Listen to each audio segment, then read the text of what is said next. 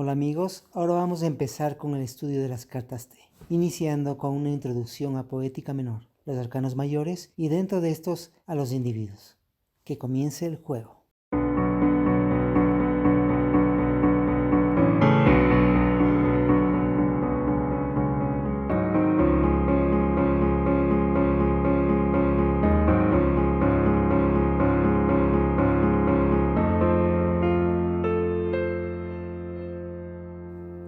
Las cartas T están organizadas en dos grandes grupos, los arcanos mayores y los arcanos menores. Arcano es aquel conocimiento oculto que queremos develar. Dentro de los arcanos mayores tenemos a los individuos, pero antes de estudiarlos necesitamos entender lo que es la pregunta. La pregunta es parte fundamental de nuestra esencia, es lo que nos hace humanos, es aquello que formulamos para poder entender y comprender nuestra vida, nuestra existencia y nuestro futuro. Las primeras inquietudes del ser humano surgieron de la pregunta, y de ahí la importancia de preguntarnos quiénes somos y a dónde vamos. La pregunta nos lleva a buscar una respuesta, y en esa búsqueda encontramos un camino y por lo tanto un sentido. El inicio para la resolución de un problema en el que queremos encontrar una respuesta es el planteamiento adecuado de la pregunta. Se conoce popularmente que una pregunta bien formulada es la mitad de la respuesta. Por ello, para realizar una pregunta necesitamos de un punto de vista, y este surge del punto de interés.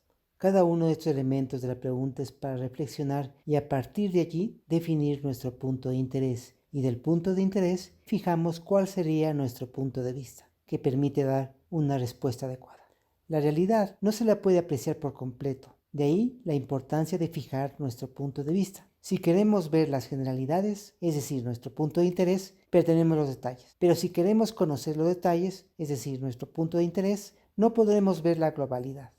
Es como el principio de incertidumbre de la física cuántica, en el cual se imposibilita conocer al mismo tiempo la posición y la cantidad de movimiento de una partícula en un instante determinado. En el texto, temas de aproximación, que se la pueden descargar de la descripción del video, se observa 3 puntos de vista y que están relacionadas con el método que hemos hablado en los videos anteriores y parte a su vez de las leyes universales.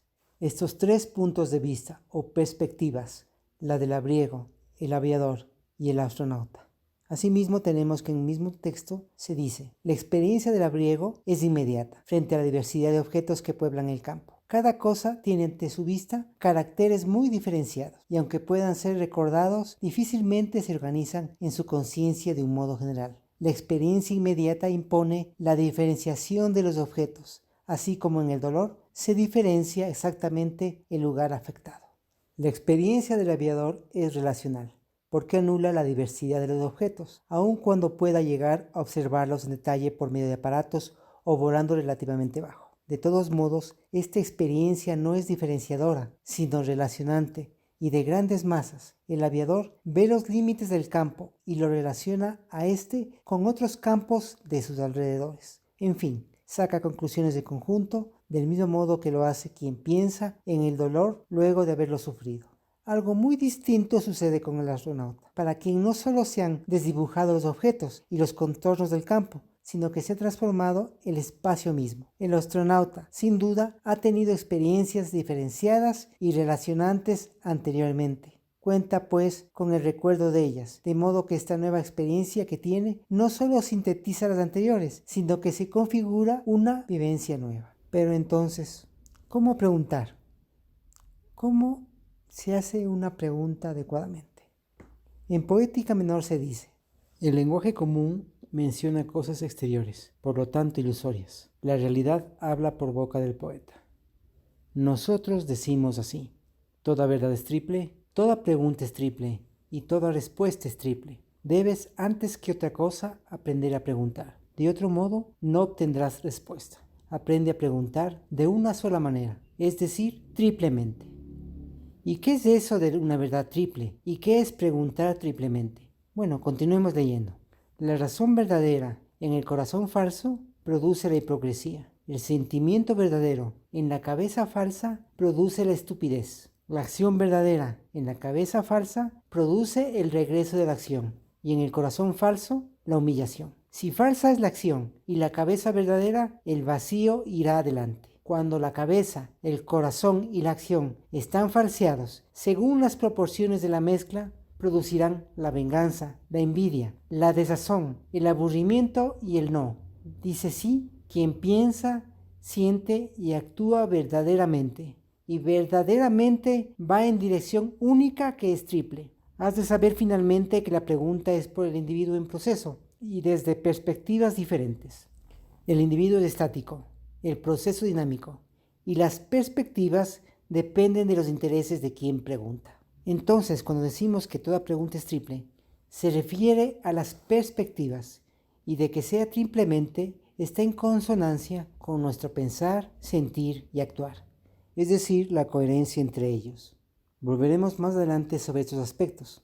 En Poética Menor se continúa diciendo: dicho esto, hablemos de los individuos. Toda forma es triple y se presenta como generación, regresión, selección, inestabilidad, desplazamiento, desvío, tendencia, plan, polaridad, energía, vitalidad. Nada hay que no tenga estas presentaciones y cada una de ellas es un individuo triple. Ahora bien, todo se refleja estos individuos en distinta proporción y eso da a cada cosa su sustancialidad. Las cartas T, como habíamos hablado anteriormente, está asociado con las cartas de Thoth. En la tarjeta arriba aparece una reseña histórica de las cartas del tarot y de las cartas de Thoth y cómo surgen nuestras cartas. Ahora nos remitiremos a estudiarlas dentro de lo expuesto en Poética Menor y su simbología básica. Los individuos corresponden al estudio en estática de la respuesta a una pregunta. Bien sabemos que la realidad es cambiante, que nada está quieto, que nada es estático. Pero para poder entender una situación determinada, necesitamos detenerla, o por lo menos hacerlo en nuestra cabeza. Recordemos la paradoja de Zenón que dice: una flecha que ha sido disparada en un momento dado, ¿está donde está o está donde no está? Lo segundo es imposible. Luego la flecha está donde está. Por lo tanto, no se mueve. En esta aporía podemos ver lo paradójico que resulta al tratar de estudiar el movimiento de las cosas, pero para poder entenderla debemos suponer que está quieta, para luego poner en dinámica. La pregunta la realizamos en un momento determinado y el individuo representa a un momento, es tomar una fotografía de aquello que siempre está cambiando. Como dice en Poética Menor, todo individuo es triple. Esto significa que el individuo está emplazado en tres planos: en el plano cósmico, representado por los planetas incluyendo al Sol y a la Luna, y que corresponde estos planetas a los dioses romanos y su equivalente con la mitología griega. El plano medio corresponde al plano psíquico, es decir, a los centros de energía, las partes y las subpartes, y por último el plano material, que atañe a los minerales y algunos elementos utilizados en la alquimia. Por otro lado, tenemos que los individuos también corresponden a los estados internos dentro del árbol de la vida. La organización de estos están relacionadas no de un modo ascendente dentro del árbol, sino en una relación de mandorla con respecto al árbol. Voy a explicar algunas cartas para tener una referencia general. En próximos videos nos iremos adentrando en el estudio de cada carta y poder estar en capacidad de usar las cartas tanto para un estudio del método así como en el juego de preguntas y respuestas que es planteado en Poética Menor. Las primeras cartas son generación y regresión. Generación que dentro de un estado corresponde justamente lo que la palabra indica: generar, dar origen a condiciones nuevas, y se encuentra ubicado en el centro de nuestro árbol. En la carta observamos en su plano cósmico al Sol, principio masculino, en su plano psíquico al centro intelectual superior, que corresponde a fenómenos de reconocimiento, aquellos de comprensión intelectual que sensorialmente no están al alcance, como la solución a problemas científicos que surgen dictados en los sueños, como el caso de Kekulé, que descubrió la estructura del benceno en un sueño y con una serpiente alrededor mordiéndose la cola. El Ouroboros, aquel principio del ciclo eterno.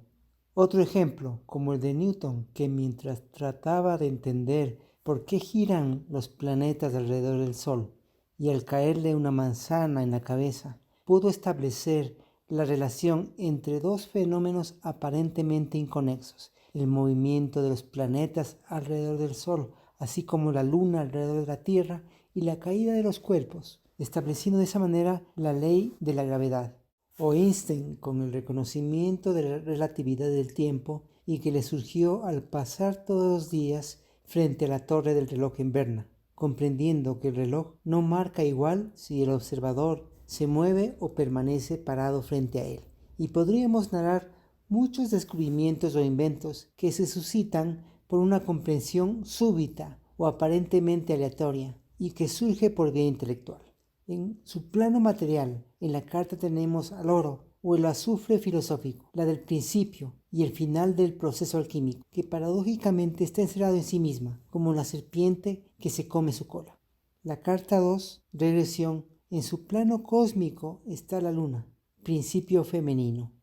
En el plano psíquico, al emotivo superior, que corresponde a una conciencia inspirada, en donde surgen creaciones artísticas o arrebatos emocionales de mucha comunión con todo. Aquí está el origen de un sentimiento religioso, como el de Buda, Krishna o Cristo. También el de los grandes artistas, como Mozart, Da Vinci, Cervantes, o cualquier desarrollo de una conciencia inspirada. En el plano material tenemos a la plata, que corresponde a la purificación del mercurio. Por otro lado, en los extremos tenemos a vitalidad, en la carta 10, que en su plano cósmico representa a Plutón, dios del inframundo, ubicado en la morada de vitalidad. Y en el otro extremo, en la morada de polaridad, en la carta 8, en su plano cósmico tenemos a Urano, dios de los cielos. Como podemos ver, son los dos extremos el inframundo y los cielos. Y alrededor tenemos a desplazamiento-desvío, personificado en Mercurio, Hermes de los griegos, tendencia en Venus o Afrodita, diosa del amor, energía, personificada en su plano cósmico por Marte, o Ares, dios de la guerra, inestabilidad, dado por Júpiter o Zeus, dios de dioses, selección en Saturno o Cronos, dios del tiempo, el devorador de sus hijos, y Plan en Neptuno o Poseidón, dios de los mares. Hay que considerar la influencia que tiene el plano cósmico con el psíquico y con el material. De esa manera tenemos que el Sol influye al oro o el azufre, la Luna a la plata, Mercurio al mercurio, Marte al hierro, Venus al cobre, Júpiter al estaño, Saturno al plomo o la sal, Urano, la polaridad, está asociada en este caso con el crisol, donde se combinan los principios masculino y femenino del mercurio y el azufre, Neptuno con el antimonio, Plutón con el vitriolo, el ácido sulfúrico, ácido asociado al inframundo. De ahí el acróstico en latín, visita interiora terra rectificando invenius occultum lapidum, que traduciendo sería visita el interior de la tierra, rectificando encontrarás la piedra oculta, refiriéndose a la necesidad de todo iniciado al descenso al inframundo. El vitriolo o ácido sulfúrico es uno de los ácidos más corrosivos existentes. Estos son los 10 individuos que los estudiaremos con más detalle en los próximos videos. Eso es todo, amigos.